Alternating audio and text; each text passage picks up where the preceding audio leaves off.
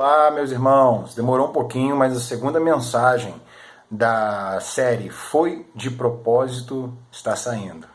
Então, para você que nos acompanha, vai aqui uma mensagem do coração de Deus para o seu coração.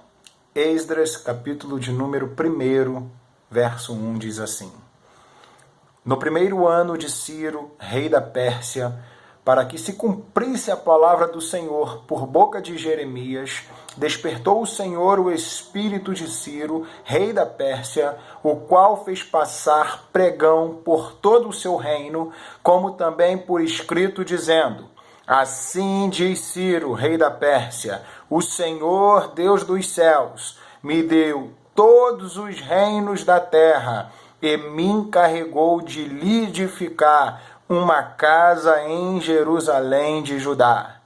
Quem dentre vós é de todo o seu povo, seja seu Deus com ele, e suba a Jerusalém de Judá, e edifique a casa do Senhor, Deus de Israel. Ele é o Deus que habita em Jerusalém. Capítulo 1, versos de número 1, 2 e 3 de Esdras, nós acabamos de ler.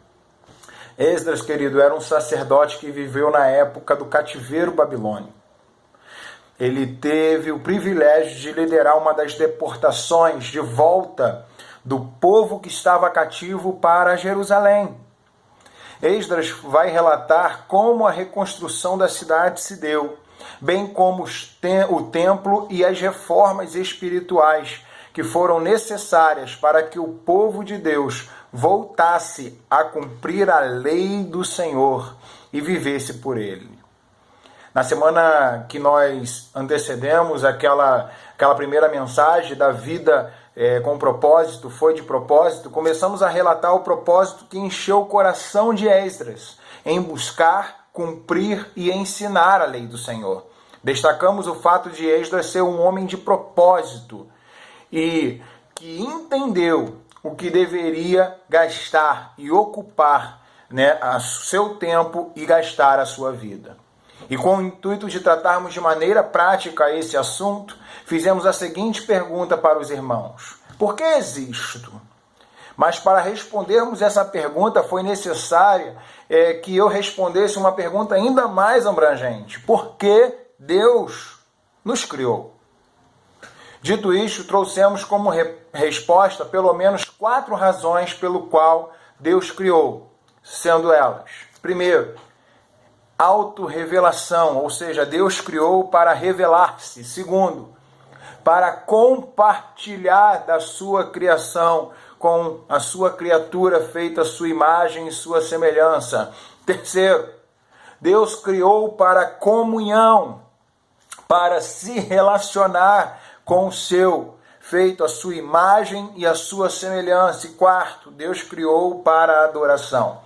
Todas essas razões foram baseadas na narrativa de Gênesis, mas a gente consegue percebê-la de maneira bem veemente em todo o contexto canônico.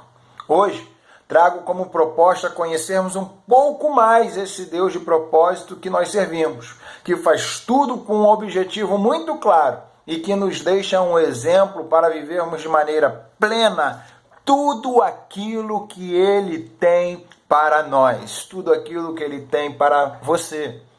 Primeiro, então, eu gostaria de destacar que o Deus de propósito, Ele tem um caráter salvador.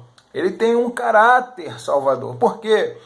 Porque, segundo esse decreto do rei Ciro, um rei persa, ele agora está dando ordem a Esdras para que ele possa voltar para Jerusalém para reedificar a cidade, para reedificar o templo. Apesar do rei Ciro ele não ser um rei do povo de Israel, Deus usa esse homem, Deus chama esse homem no profeta Isaías de meu ungido, meu pastor. E você pode conferir isso lá em Isaías 44, do 21 ao 28, em Isaías 45, do 1 ao 5. Essa história nos revela que o Senhor ele tem os seus meios para agir. Ciro ele declara que todas as nações da terra foi dado a ele pelo Deus dos céus.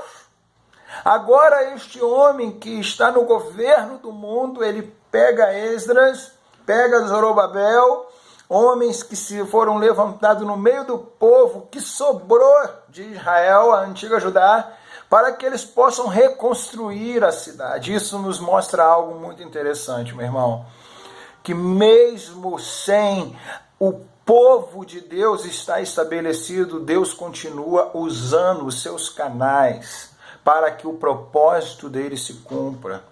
Vejo algo muito interessante nesse tempo de pandemia, onde muitas igrejas que viveram durante muito tempo ao redor do seu templo, não se relacionando com a sociedade, não dialogando com as crises existenciais da sua cidade, hoje, não podendo ir ao templo, estão sucumbindo.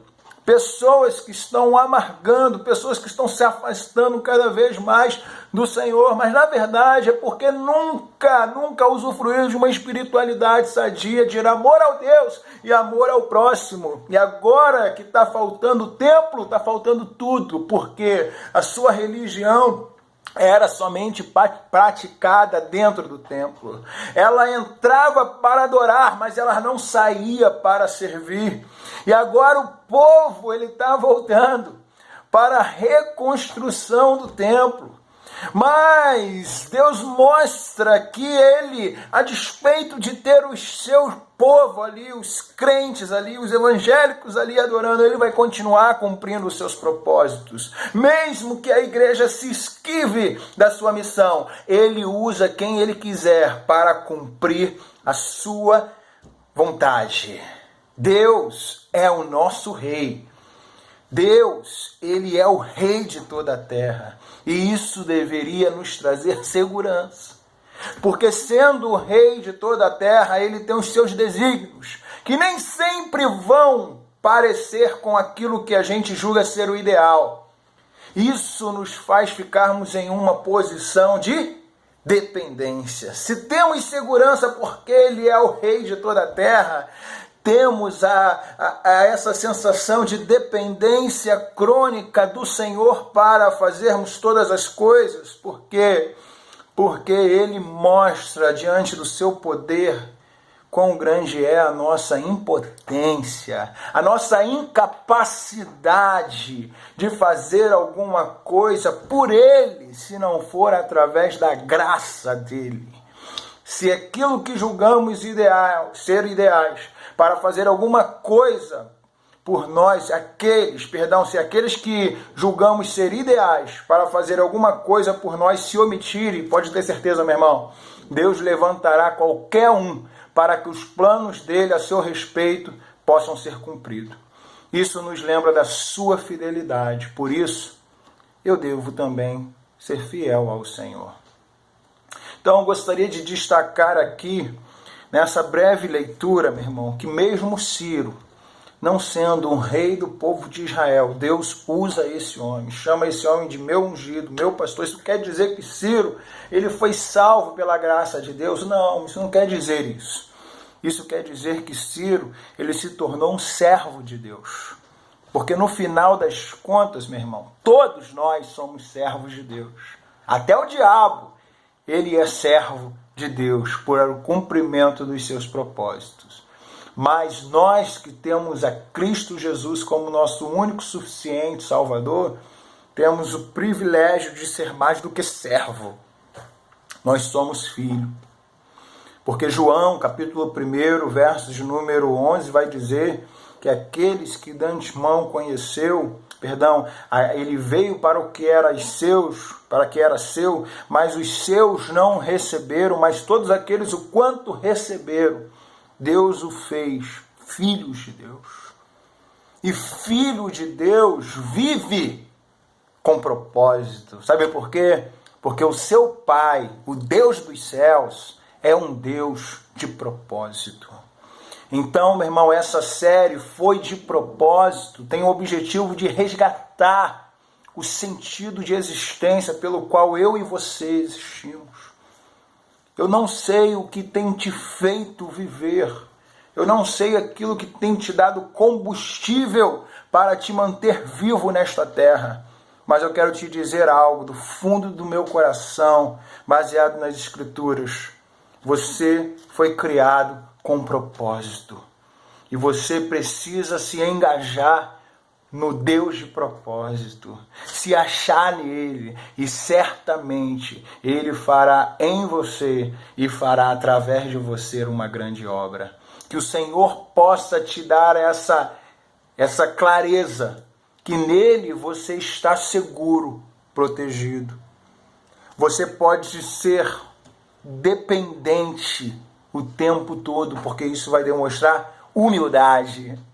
E você pode permanecer fiel ao Senhor, mesmo diante da crise, mesmo diante da pressão, porque isso vai te trazer credibilidade para chegar com autoridade ao trono da graça.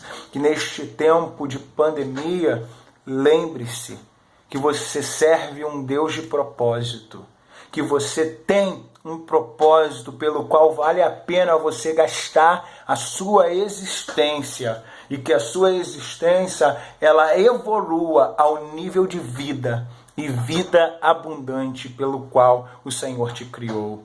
Que o Senhor te dê graça para continuar a viver os propósitos dele aonde você estiver, para o louvor da glória dele. Quer ter sentido na vida? Pegue isso aqui. Traga sentido à vida de alguém. Deus te abençoe.